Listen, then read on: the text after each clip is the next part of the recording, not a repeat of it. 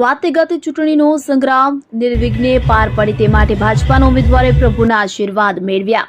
તો છોટાઉદેપુર નગરપાલિકા સ્થાનિક સ્વરાજ્યની ચૂંટણી તારીખ 16 ફેબ્રુઆરીના રોજ જાહેર કરવામાં આવી છે. આ ચૂંટણી સંદર્ભે ઉમેદવારોનો રાફડો ફાટ્યો છે, જ્યારે ભારતીય જનતા પાર્ટી દ્વારા કુલ 5 વોર્ડમાંથી 20 ઉમેદવારોને ટિકિટ આપવામાં આવી છે, જે અંતર્ગત આજરોજ દિગ્ગજ નેતાઓની ઉપસ્થિતિમાં 20 ઉમેદવારો ઉમેદવારી પત્ર ભરવા એકત્રિત થયા હતા. છોટાઉદેપુર સ્થાનિક સ્વરાજ્યની ચૂંટણી માટે ઉમેદવારી પત્ર ભરવાની છેલ્લી તારીખ હોય કે જે અંતર્ગત ભાજપ દ્વારા જાહેર કરેલા 20 જેટલા ઉમેદવારો દિગ્ગજ નેતાને ધારાસભ્ય રાજેન્દ્રસિંહ રાઠવા, ઉપેન્દ્રભાઈ રાઠવા, સૌરભભાઈ શાહ, મેહુલભાઈ પટેલ તથા અન્ય આગેવાનોની ઉપસ્થિતિમાં રણછોડરાય મંદિર ખાતે એકત્રિત થઈ ભગવાનના આશીર્વાદ મેળવી ઉમેદવારી પત્ર ભરવાની પ્રક્રિયા હાથ ધરી હતી અને રેલી સ્વરૂપે ઉમેદવારી પત્ર ભરવા નાયબ કલેક્ટર કચેરી ખાતે જઈ રહ્યા છે. આ અંગે દિગ્ગજ નેતા નારાયણભાઈ રાઠવા, સૌરભભાઈ શાહ સહિતના આગેવાનો ઉપસ્થિત રહ્યા હતા. મિર્ઝા, છોટાઉદેપુર.